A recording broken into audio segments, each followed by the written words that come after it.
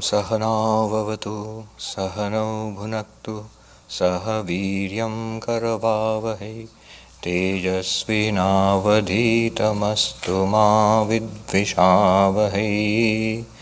Om Shanti Shanti Shanti. Good morning. And to match the mood of this bright morning, we have a very cheerful subject. In quest of bliss, in search of bliss. That's the subject. We are going to go out in search of bliss. And when we think about it, that's what life is. You see, the fundamental quest of our lives is the search for happiness, search after happiness, a search of how to overcome suffering. So overcoming suffering and attainment of happiness, these seem to be the essence of all the strivings of life. Not just our lives, anybody's lives. Any living creature, in fact, is searching for satisfaction, happiness, pleasure, is trying to overcome suffering, dissatisfaction, misery. When we come to Vedanta, they say that the goal of Vedanta, what is Vedanta for? What is spirituality for? In a very short but powerful phrase, Atyantika dukkha nivritti paramananda praptischa. Complete cessation, completely overcoming suffering and attainment of bliss. This is the goal of Vedanta. So we see that the goal of our lives and the goal of Vedanta, they more or less coincide. What we are trying to do in life and what Vedanta tries to do is exactly the same. The goal is the same.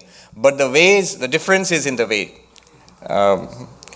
There is a wise way of seeking happiness and there is an, what shall I say, otherwise way of seeking happiness. So let us look deeply into what we are trying to do in life and what Vedanta tells us, what is a better way of seeking happiness.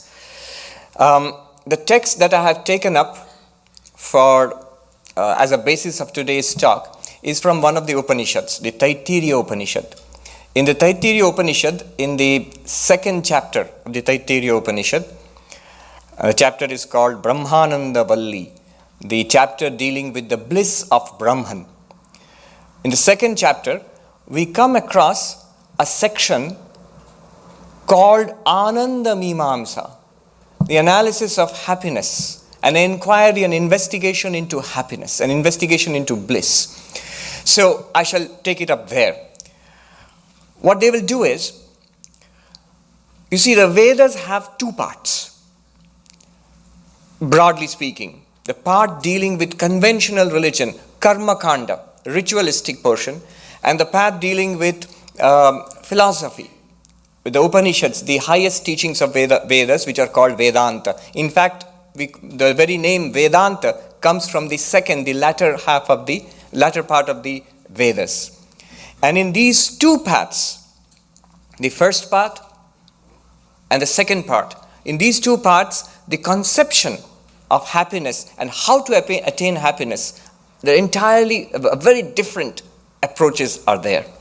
So we're going to look at these two approaches. In fact, the section of the Upanishad which I'll take up now talks about these two approaches. And we'll see how it relates so directly to our lives. These two parts of the Vedas, I was just thinking, today we have a new term. Most of us, we have heard about it. Spiritual but not religious. And they call it, they even have an acronym for it, SBNR. Spiritual but not religious. And many people say that we are spiritual.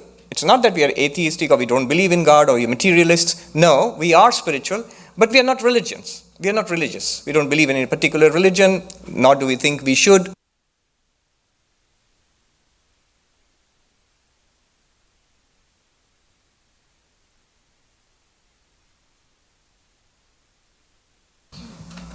Well, let me go on. Yeah, it's back. So we are spiritual but not religious. Now, when I was thinking about the two parts of the Vedas, the first part is what we might today call religious but not particularly spiritual. What we might call conventional religion. That's the first part of the Vedas, the Karma Kanda. The second part would be, well, something like spiritual but not religious, although they would be scandalized if we put it that way. They would say religious, but in a wiser sense, in a spiritual sense. So they don't reject religion, but they base their spirituality on religion, on a deeper and more advanced understanding of religion. It's sort of religion for grown-ups. Now, let's go straight to the text and see what they talk about. The Taittiriya Upanishad, 2nd chapter, section 8, Ananda Mimamsa, an analysis, an inquiry, investigation into happiness. First they tell us, let's talk about happiness. Imagine, dream about happiness. What's the greatest amount of happiness you can conceive of in life? When you're going to speak about happiness, when you're going to analyze something, you need a unit of measurement. So you want to analyze something, even something as abstract as happiness, you need to measure it. So they're going to develop a unit of measurement. In order to do that, they say, dream about happiness. Just think, what are the conditions in which you'll be happiest? It doesn't cost to dream, it's no expense at all. And so they set up an ideal of human happiness. Let's see what they say. I'll read out the original Sanskrit just to get the flavor of this sound. Imagine this was first composed, revealed, chanted 40 centuries ago, 4,000 to 4,500 years ago. It goes like this. So what are the conditions of happiness, human happiness, maximum human happiness? It starts like this. Saisha anandasya mimagam sa bhavati. Hence, we start an analysis, an investigation into Ananda. Ananda is a Sanskrit word for bliss. How do we go about it? He starts, Yuva syat sadhu yuva adhyayakaha. First condition to be happy in human life. Wait for it. You have to be young. I'm sorry. At this point, the more elderly start booing. And first time I said that, they went boo. Well, they are blunt about it. Things are better when we are young. You're more vigorous and bodies heal faster and you have a very sunny outlook on life and you're looking ahead. So, yuva syat has to be a young person. But not just a young person. Sadhu yuva. A good person of good character, good intentions, noble person. Sadhu yuva. And not just a good young person, but also adhyayakaha. A highly learned, very well educated, Harvard or Yale or whatever, and multiple PhDs or whatnot, whatever you can think of. A really very well educated person. And what else? Ashishto dridishto balishtaha. Has to be strongly built, physically strong, good health, and energetic, and also a lot of pluck and vim and vigor and go and enthusiasm in life. So ashishta, dridishta, balishtaha. So this kind of a young person, highly educated, motivated, strong, energetic, with good intentions, and tasyeyam prithivi sarva vittasya purna syat. And he should have this entire world, the wealth of this entire world laid out before him or her. Should be very, very rich, not just ordinarily rich, not just Beverly Hills rich, alarmingly rich. Why? Well, because might be young, might be educated, might be enthusiastic and everything, but spends his whole life in trying to gain wealth, and then by the time he's got whatever he wants, his life is gone. So, as somebody said, what the tragedy of our lives is we spend we waste our health. We lose our health in trying to earn wealth. And then we lose our wealth in trying to regain our health. So that should not happen. So this person, this very, very lucky person, is born with a silver spoon in his mouth, and says, Sa eko manusha anandaha. This is the unit, a very worldly conception of human happiness, whatever one can conceive of. This is the unit of human happiness. He says, consider this to be one unit of human happiness. So this is the highest what a worldly person can conceive of, think of. This is the highest one can go. And this person, just imagine the happiness of this person. Maybe you have one or two such persons in an entire generation. I used to give examples, say somebody like Bill Gates or something, and until somebody told me, young person said, that's so 90s. You have to think of somebody of this generation. I don't know whom you'll think of, Elon Musk or something like that. This is one unit of human happiness. Is there anything more? And the early portion of the Vedas, the conventional religion, tells us, yes, it is possible to get even more happiness than this. But not here. The world can provide you at the most with this kind of happiness, but not more than this. But there is another kind of happiness. There are worlds beyond this world. Have faith that there is something called heaven, and the Hindus have a system of multiple heavens. Buddhists too. And these heavens are not particularly spiritual. They are mostly places where, it's like a perpetual party. You're having fun all the time. So there are these different kinds of heavens they talk about in the Vedas or other Hindu scriptures, Buddhist scriptures, Jain scriptures also. It's kind of a heavenly Beverly Hills or Bel Air or something like that. So when you move from this life to that life, it's like moving from downtown to there or something like that maybe. How is it different? Well, they say for happiness, one needs three things. To enjoy life, one needs three things. One is a body, this body. In Sanskrit, sharira. The other thing you need is an object of enjoyment, vishaya. It might be music, it might be food and dance and things to do and vacations to take. Those are vishaya. The things in the world out there which give us happiness. Not only that, you need an environment. Environment is called loka, or a world. So loka, vishaya, sharira. Body, things to enjoy, a body to enjoy it with and things to enjoy, and a world in which you can enjoy it.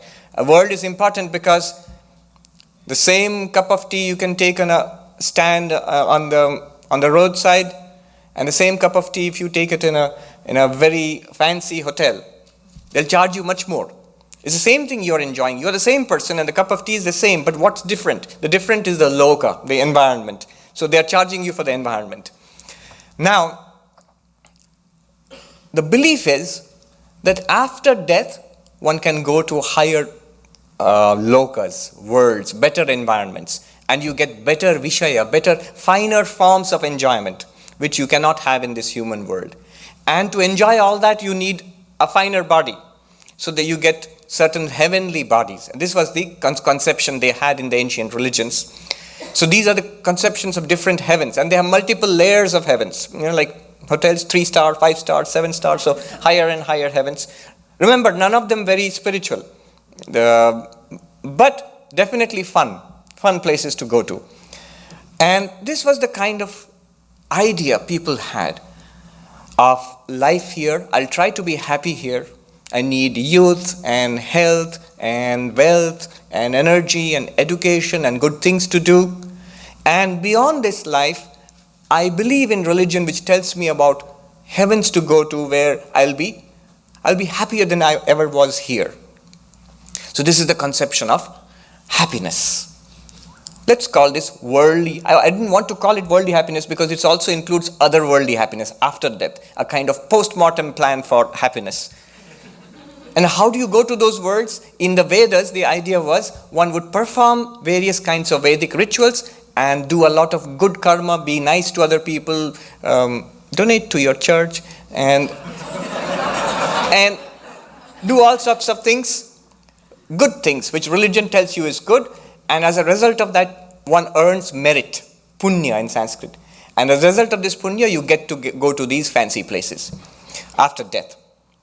Now, how do I know that I'll go to such a place, or such a place even exists, and that I'll go there? What's the guarantee? Well, the guarantee is faith. You believe in it. And suppose I don't go, I can't come back and catch you, Swami, priest, father, whoever. Well, that's just, you believe in it. And the people used to believe in it very, very seriously. Even now, many people believe in it. When we become monks, when we renounce worldly life, we also have to renounce otherworldly life. So when we take the vows of monasticism, we seek spiritual enlightenment. One of the things we renounce is happiness in this world, search for worldly happiness, and also the search for otherworldly happiness, which means all these so-called heavens. I remember once a very senior Swami was teaching us the Upanishads, which are the second part of the Vedas, and talking about the renouncing of the world and the renouncing of the heavenly pleasures. And many of us, we said immediately, oh, we renounce heaven, we don't want heaven. And then he said, that's because you don't believe in it. It's very easy to renounce heaven when you don't believe in it. You who cannot overcome the temptation of a chocolate bar, and you were talking about renouncing heavenly pleasures. That's just because modern man, we have sort of lost faith in such things. Many people have, but many people do still believe. But these are all worldly or otherworldly pleasures. The Vedas, at this point, they take a turn. The second part of the Vedas starts, what we call the Vedanta. And it starts with a story. It says, you who are seeking happiness in this way, by getting pleasures in this world and seeking something similar in the next world, consider this story. There was this dog who had a bone, which it would chew. And it would chew the bone would cut its inner lip and draw blood there. And the dog would taste its own blood and say, that's a tasty bone. And the dog would be very happy with that bone, and it would bury the bone carefully, as dogs do. And once in a while, when it wanted pleasure, it would go and chew the bones so that it would get the taste of what it thought. The dog thought it was the taste of the bone. It was not the taste of the bone. It was the taste of its own blood. Gruesome the story may be, but the Vedas tell us, Upanishads tell us, we are doing the same thing. Whatever pleasure, happiness you find in the world outside, through food and music and art and dance and through great pursuits in life, whatever pleasure you may believe you will find in the heavens to come, all of them are not out there, not in the world, not even in the heavens. It's your own pleasure which you are tasting. It's your own self which you are tasting. According to Vedanta, we are not this body, sharira. We are not even the subtle body inside this ideas, thoughts, the mind, intellect, emotions, not even that. Beyond this physical body, beyond the mind also, transcending both, what we are is an unchanging existence, consciousness, bliss. Sanskrit, Sat, Chit, Ananda. Pure existence, pure consciousness, pure bliss. Today we are concerned with the pure bliss aspect of it, not the existence and consciousness aspect of it. That's what we are. And what is happening is, though we are bliss itself, what is happening is, when we have desires, when we want something, I am limited, I'll be happy if I see that movie, or I go for that vacation, or I have a relationship with this person. These are the ideas, the desires which come up in the mind, and Vedanta tells us it obscures our own inherent bliss. It obscures it. We are not aware of it anymore.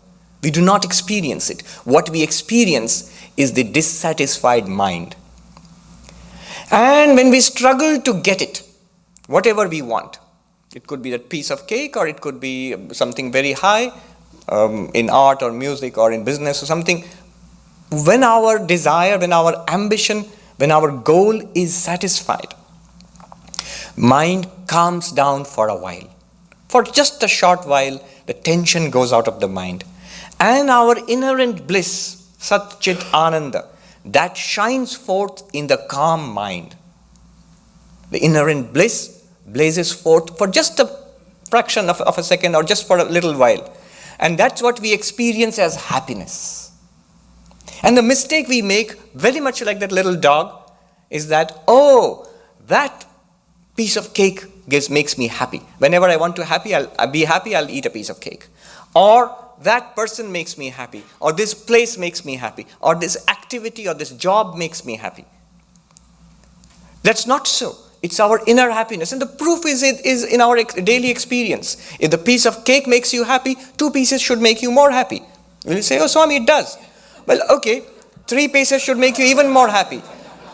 And you will say, well, not so much, but it does increase my happiness. The first lesson of economics, whenever you go to learn economics, in the first class itself, they'll teach you the law of diminishing marginal utility. You get happiness from consumption of something you like, more happiness if you consume more, and more happiness if you consume even more, but each time you consume a little more, you get smaller and smaller increments of happiness. The utility, the marginal utility, the addition to your total happiness which you get becomes smaller and smaller and smaller. It diminishes. The law of diminishing marginal utility. And thousands of years ago, Vedanta tells us, that's what happens to us. Just look at your own experience. If those things give us happiness, then each time you have that, you should get equal happiness. More you have, more happiness you should get. No. When somebody gives you the 5th piece of cake or forces the 10th piece of cake on you, you want to run away, you want to throw up. How is it that the same thing can give you happiness and the same thing cannot give you happiness? Because that thing is not giving you happiness. The happiness is shining forth from within us. Well, you'll say, all right, let the happiness shine forth from within us, but at least I need the cake to make it shine forth from within me. So ultimately, I do need the cake. I do need the things outside. But at this point, a smart person will think, wait a minute. If happiness is within me, if what I'm seeking throughout my life is within me all the time, and it is obscured only by my restless mind, by my turbulent mind, by the desires in my mind, wouldn't it be a smarter way to be happy if I just calm down my mind and let go of those desires? Instead of struggling in the world outside to satisfy those desires, and if I do get satisfied finally, all the result I get is mind calms down. Somebody said, our entire consumer economy is driven by the psychological forces of tension and release of tension. You build up a tension, a desire by advertisement or whatever, and you get it, a release of tension. And that release of tension is happiness. That's how we are accustomed to getting happiness from the world outside. But imagine if I could let go, if it's possible to let go of those desires, to settle the mind down in a serene mind, in a calm mind, would I not be happy? If this Vedantic theory is right, can I put it to the test? And Vedanta says you should. That's a smart way of doing it. If you are convinced about Vedanta, that you are not the body and mind, not subject to the limitations of flesh or the flickering mind, but an unchanging, immortal consciousness, a spirit beyond body and mind. In that case, calming the mind down, letting go of desires would be a much wiser way of enjoying the happiness which is your own property. It belongs to you. It is you yourself. And the proof of the pudding is in the eating. I'll share something. One of the ways in which I was I was inspired to become a monk is, I saw this monastery near our house, and I saw these people wearing this funny orange dress. They didn't have a car like my dad, didn't have a job like my dad, didn't have a family like my mom and dad. And they didn't even have a host of relatives. They couldn't go out to the hotel to eat whenever they liked, or they couldn't order takeout whenever they liked. They didn't go on vacations. They mostly meditated and helped other people. And what struck me was, they were the happiest people I'd ever seen. How it struck me, I was a school kid at that time. How is it possible that all the things that my parents were trying to get in life, and succeeding to in some extent and not succeeding to in other cases, but that was life for them. All these things, these people were not pursuing, and they were happy. They were absolutely happy. That is the proof of the core idea that happiness is not got by external possessions, external activities, rather what happens inside. The happiness is your own nature, which shines out if you can settle the mind down. And here we find, it says here, the otherworldly happiness, the highest happiness in this world, and after death one can go to other worlds and get happiness 100 times the happiness of this rich person, in this rich young person. You can get in the higher heavens. But those who are convinced about Vedanta, those who are on the spiritual path, those who are spiritual, I'm not adding the not religious, but spiritual, they can get the same happiness. Which happiness? Not just the happiness of the rich young person in this world, but the 100 times more happiness of that person in the next world. You can get it in this world itself if, let me quote,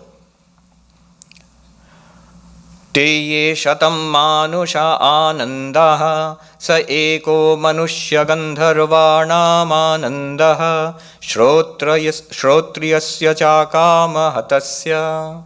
Shrotriya, the one who is convinced about Vedanta, who's convinced that we are not the body and mind, that there is a spiritual reality within us, which transcends the limited person which we seem to be. And the goal is to find this out, to realize this, to know our true identity. If this becomes the pursuit in life, of course, I'm speaking about this from the point of view of the path of knowledge. It could be from the path of devotion also. If somebody becomes convinced that God exists. God exists. You see, somebody asked, what is the essence of the message of Sri Ramakrishna? The essence is, first, God exists, God is real. Second, God can be realized, God can be experienced. Third, experiencing God is the purpose of life. If you ask, what is the purpose of life? He says, experiencing God is the purpose of life. We may say, no, it might be your purpose of life, but it certainly isn't mine. My purpose of life is, I have to build up this company, I have to get this degree from somewhere, and I have a family to look after. This is my purpose of life, if you say. The Upanishad says, with all of this, what are you trying to achieve? Well, I'm trying to be happy. This happiness which you are seeking, just another name for that is God. This ultimate, permanent, unchanging happiness, transcending the sorrows of this world. So God realization is the aim of life. He's not recommending that it should be the aim of life. He's not pushing it to you. He's just telling you what you are doing. With unknowingly you do it, it's life. Do it knowingly, it's spirituality. So God realization is the purpose of life. Whose life? Your life, everybody else's life. You are here, you know it. Those who are not here, they don't know it, but they are pursuing the same thing. They are pursuing it in indirect ways, through worldly happiness. So the goal of life, if I am convinced, is God realization, is spiritual illumination, moksha, nirvana, salvation, whatever you call it. That is the goal of my life. And one more thing, very important. Chakama hatasya. One must step away from the mad pursuit of happiness in the world outside. Stop chewing that bone. You see, trying to get happiness outside is based on a delusion that those things will give me happiness. If I know for certain the happiness is within me and radiating outwards, then why should I pursue that?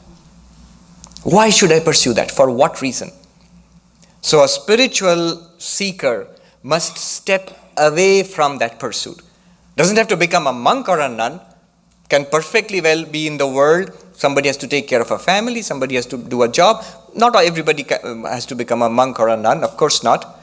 But internally, one must become something like a monk or a nun, searching for spiritual realization. And once you do that, the Upanishad says, the happiness of this person multiplied 100 times, this worldly happiness multiplied by 100 times, which is promised to this person in the higher heavens after life, that happiness you will get right away. So this person who takes up a Vedantic way of life, who takes up a Vedantic goal, a spiritual seeker, when my aim is spiritual realization, I would like to know who am I? I would like to find God, experience God in my life. What they are saying is, make that your sole purpose in life. It shouldn't be a part of a to-do list. Number one, I have to go to Walgreens to pick up these things, and number two, I have to drop off the kids at the school, and number three, I have to realize God. Not in that way. I have to realize God. That's my one and only purpose of life. And the rest of it, whether you are going shopping or dropping up the kids in the school, all of that has to be integrated into the spiritual life. Believe me, it can all be converted into spiritual practice. Child rearing a spiritual practice. It can be done. Shopping a spiritual practice. Yeah, even that. So, now once you come to this path, what do you do actually? Well, it's very interesting. What you do is what goes under the name of spiritual practice. Spiritual practice, it's almost exactly the opposite of what a person is doing in the world outside. We generally think, if I work for myself, my career, my family, I'll be happy. And this person in the spiritual path, Vedanta teaches us, reverse it. Work not for yourself, but work perfectly altruistically. Work for the happiness of others. What others need, it could be in the small circle of your family, it could be in your community, it could be for the whole world.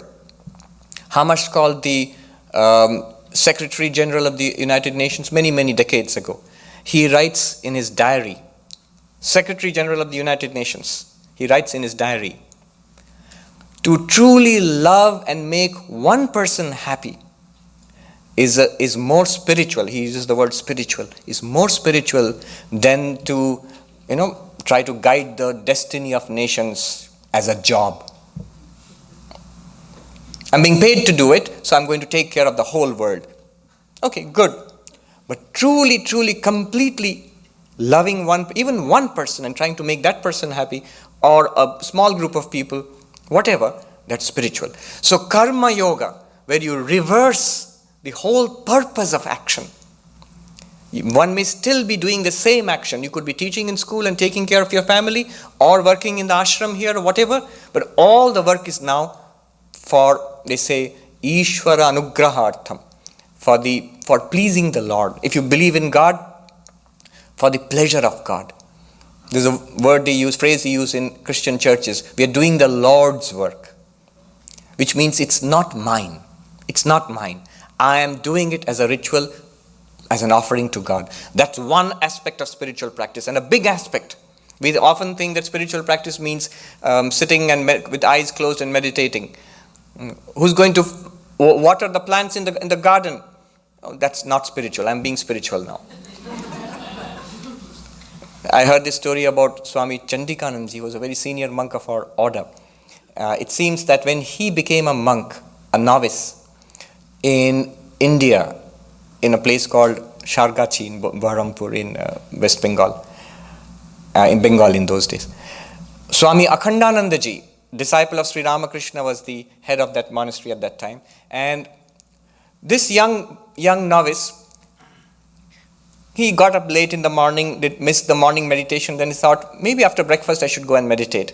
And then he went leisurely and sat down at 10 o'clock in the morning, around this time maybe, and sat down, was meditating. Whereas Akhandanandaji from outside, Swami Akhandananda, he said, go and tell that brahmachari, the novice, that instead of polluting the temple, he can come out and water the gardens in the plant. He's polluting the temple. Work can be spiritualized. What am I doing it for? What am I doing it for? I remember I was passing through an airport, a transit passenger in India once, a few years ago, late night. And I was the only transit passenger there. So the security people who frisk you, it's like the TSA here in USA. So the security people were there. And as I passed it, I was obviously a Swami. So the officer there, he frisked me and then he said, Swami, give us a talk. I said, what? Here? Now? It was nearly midnight in an Indian airport. He said, yeah, why not? I said, all right. And in India, if you go there, they have this little box they make you stand on when they frisk you. So I stood on the box and he called the security personnel. They were free. There were no other passengers. So about 8 or 9, maybe 10 people, men and women, they are policemen, they stood around. And I said to them, I was thinking, what can I say? I said to the officer, he was a Hindi-speaking gentleman from Uttar Pradesh. So I said, do you worship the Lord when you set out for work in the morning? I mean, when you leave your home? And he said in Hindi, हाँ, हनुमान जी को पूजा चढ़ाते हैं. I worship Hanuman, the Lord Hanuman, and before I leave home and come to my work. I said, what do you do? I put flowers at the feet of the Lord. And I said, well, every time a person comes up before you and you frisk that person and check that person, mentally imagine you're putting one more flower at the feet of the Lord. Do your duty to the best of your ability, firmly but politely and gently and kindly, and put that beautiful flower mentally, offer it at the feet of the Lord. And thus you do the whole day, throughout the day. And the gentleman was so happy. He said, Are wah, din bhar Hanuman ji ka puja. In Hindi it means, how wonderful. Whole day I'll be worshipping the Lord. I said, yes, you can do that. That's spiritualizing work. Spiritualizing love. You see, the energy in the heart is of the form I want, I desire, passion, love. Spiritualizing love means the love that runs out in 100 streams to the world. I want this, I want that.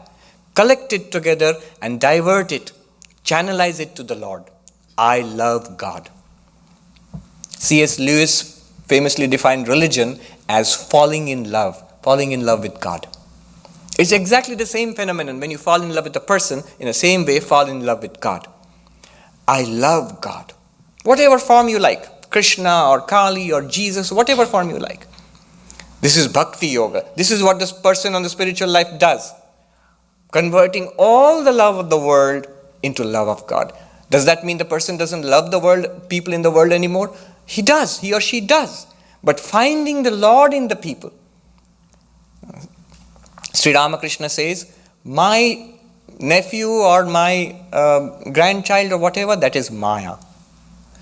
It is my baby Krishna in all beings. That is Daya.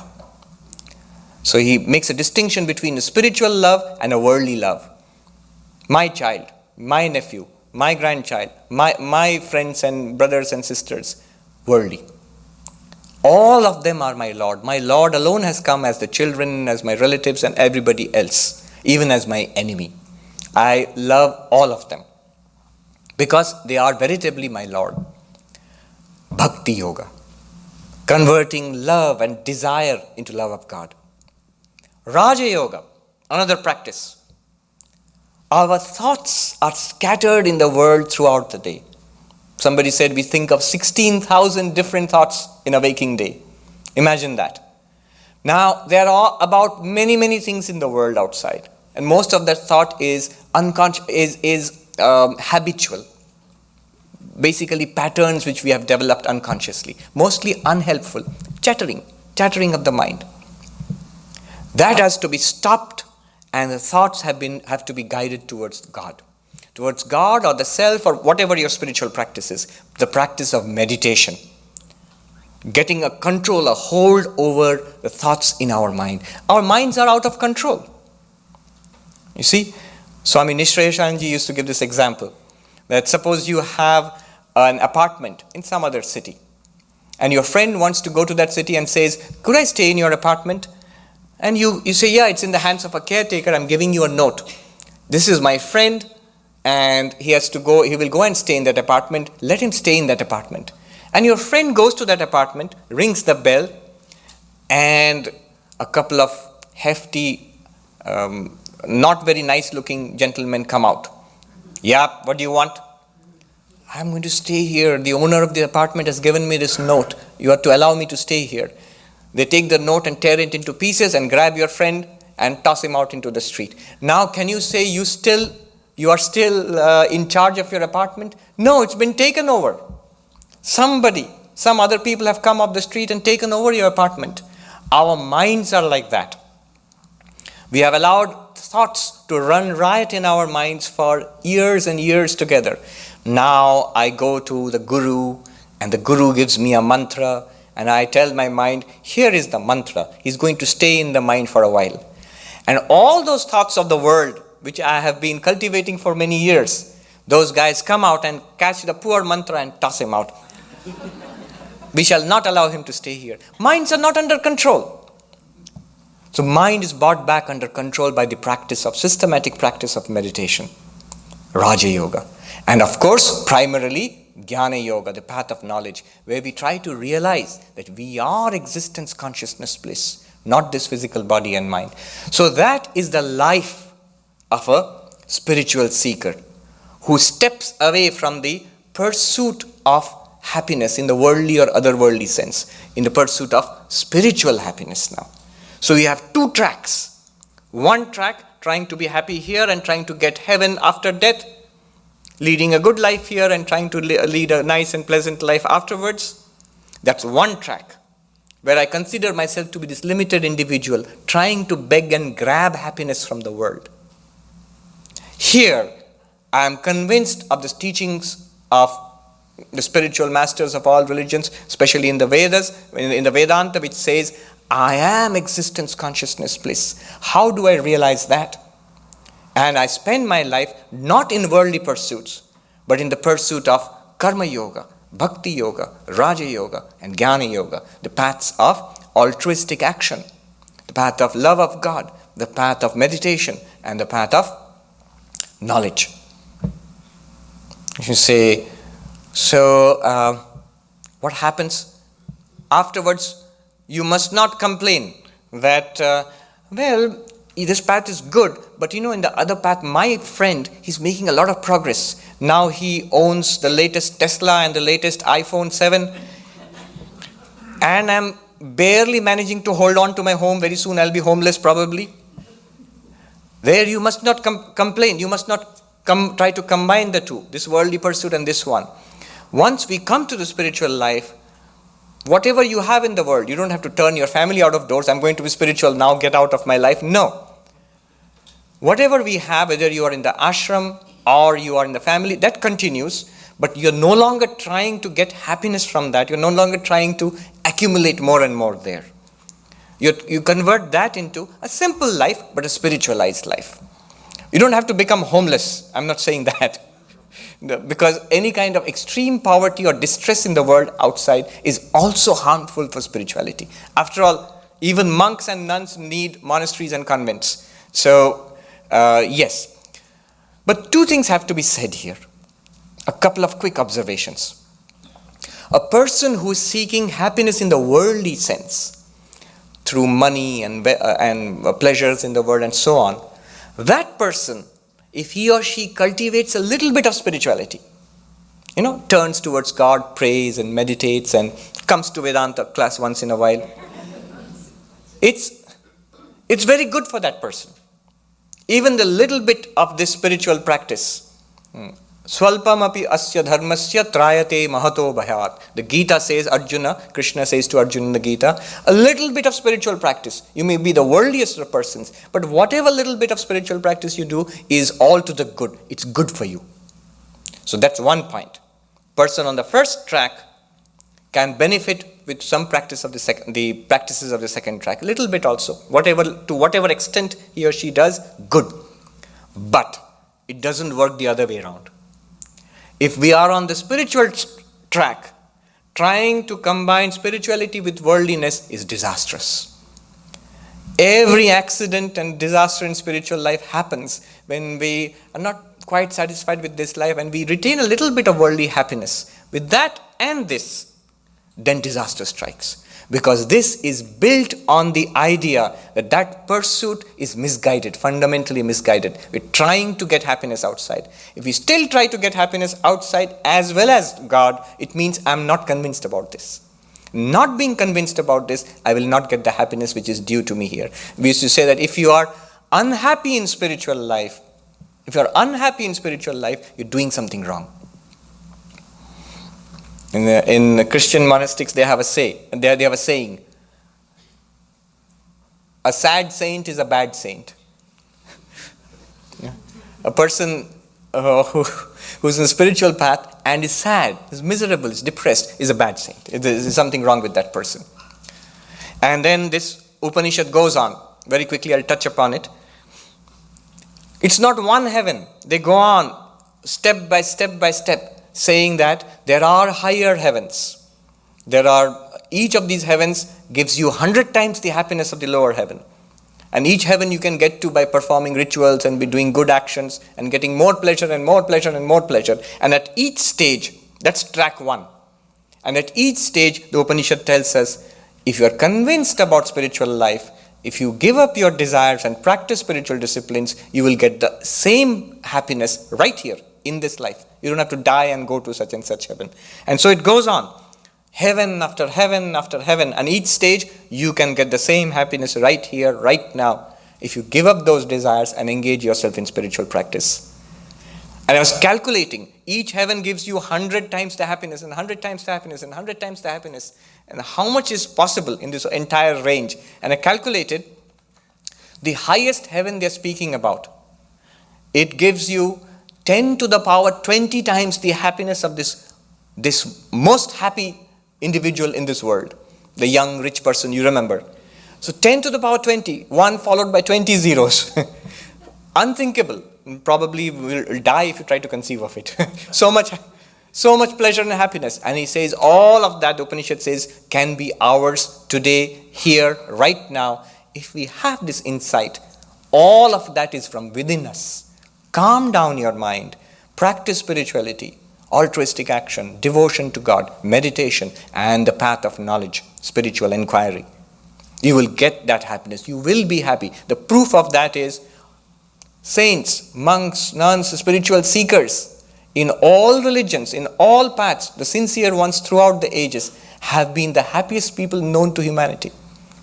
Recently there was a neuroscience, they were conducting experiments. The Dalai Lama has this project where he asked his very senior lamas to submit themselves to fMRI scans of their brains. And they have isolated certain parts of the neocortex, which become active when a person is particularly calm. The other parts become quiet and this part becomes active. And when they scanned these lamas who had been meditating for decades and decades, the results were extraordinary. They said they were literally off the charts. And they were saying these are probably the calmest persons, the most serene persons on the planet today. Which means you can do that. One can calm down that mind and get the benefit of the joy shining forth from within us. The first path in Sanskrit is called Vishayananda. The joy, the pleasure from Vishaya, objects of the world, this world or next world. The second path is called Bhajanananda, the path of the joy from spiritual practice, spiritual seeking. But this is not the end. I'll just touch upon the end, which is a tremendous, something beyond both of them, which they come to at the end. What he says is, in the Upanishad, in conclusion, the Upanishad states, Sa yaschayam purushe yaschasau aditye sa ekaha. The highest happiness one can conceive of in the highest heaven, highest worldly happiness, and the happiness of this one happy person on earth 1 and 10 to the power 20. This difference. And what is this difference made of? In the worldly sense, the difference is due to variety of pleasures, better bodies, better heavens, and so on and so forth. In the spiritual sense, being grounded in Vedanta and in your spiritual practice and fundamentally on dispassion, from giving up desires, then you get this range of happiness. In spiritual life also there is a range of happiness. There are happy monks and happier monks and very, very happy monks. But what it says at the end is startling. It says this 1 unit of happiness and 10 to the power 20 happiness, it's one and the same. They are exactly the same thing. What does it mean? How can the happiness at which we begin and the happiness of the highest heaven, how can they be the same? That's 10 to the power 20 times more, incredibly more. And this is of course very happy, but still so much more. How do you reconcile? How do you say that both of them are the same? The answer is here. I just put it forward to you and just think about it. If all of these are reflections of our self, I am existence, consciousness, bliss. So the happiness that I experience at any point, whether it's worldly or spiritual, whether it's by enjoying a piece of cake or by meditating, they are both in the mind. Every happiness that we experience is in the mind. After all, where else could it be? The happiness is not in the cake. It's not a happy cake. In fact, if you're eating it up, it'll be a most unhappy cake. Happiness is always in our minds. So what is happening is our true self, the Ananda which we are, our reality is being reflected like so many mirrors we have in front of us. A good polished mirror, good reflection. Broken, dusty mirror, poor reflection. A really sophisticated titanium mirror or something like that, fantastic reflection. But what are they all reflecting? The same face. It is the same Atman which is being reflected in the happiness of this rich young man in this world, and the happiness of the gods in the highest heavens, or the happiness of a spiritual seeker, an entire range of spiritual seeking. All of that happiness is you yourself. You are seeing your own happiness, experiencing your own happiness in all these mirrors. What you're only doing is in all the spiritual practices or in the worldly pursuits, you're just polishing the mirror. You are the source of all of this happiness, and you are this infinite happiness all the time. The commentator Shankar Acharya says, there's an ocean of happiness within us, an ocean of joy and bliss within us. On a particle of this ocean, the world survives on a particle of this ocean. Entire world is rushing to get a little bit of happiness in life, and that happiness is just a drop of the ocean already within us, in each of us. It's the same ocean behind each of us. So that realization one comes to. After all, what is one doing when one is seeking in spiritual life? The second track, one is trying to realize that ocean. Another name for that is Brahman, the infinite. Existence, consciousness, bliss. When one comes to that realization, one goes even beyond bhajanananda, the joy of spirituality. You go beyond the joy of spirituality. Then that one is called Brahmananda. Sri Ramakrishna used to say, in the gospel we find, Vishayananda, the happiness of worldliness, worldly happiness, worldly or otherworldly. Bhajanananda, the happiness of spiritual seeking. Much greater, much wiser path to take. And he says, even beyond this, when you attain to realization, when you find God or you realize yourself as Brahman, Brahmananda. What are the differences between them? I will not dwell on now, but here is one more observation. One can go from Vishayananda to Bhajanananda to Brahmananda, from worldliness to spirituality to attainment of God. One cannot jump from worldliness straight to attainment of God. The path of spirituality is not dispensable. One has to go through that. One can fall back from spirituality into worldliness. That has happened. Unfortunately, there are such cases in every generation where you find people who are spiritual seekers and suddenly come crashing back into the grossest worldliness. But once one attains Brahmananda, a realization of the bliss within which we are, there is no return, there is no fall. What will happen then if we attain that? Nasa punaravartate. The one who realizes that never comes back into this cycle of birth and death. You see, the whole conception of Vedanta is, why do we exist in these limited forms? It is only to find the infinite within us. Moving from external seeking into internal seeking, into going beyond seeking. When we realize what we are. Once we realize what we are, there's no need for this limited existence. So it's said that that person, that enlightened person, never comes back into this limited existence which we are stuck to. We are stuck to the wheel of what Hindus, Buddhists, Jains, all the Indic religions, they call up the rotation of the wheel of life and death. Many lives, birth and death. We keep on going through that till we mature enough to move out of Vishayananda, worldliness, into spirituality, Bhajanananda, and finally attain Brahmananda. Om Asato Ma Sadgamaya Tamaso Ma Jyotirgamaya Mrityorma Amritam Gamaya. Om Shanti Shanti Shanti. Om, lead us from the unreal to the real, lead us from darkness unto light, lead us from death to immortality. Om, peace, peace, peace.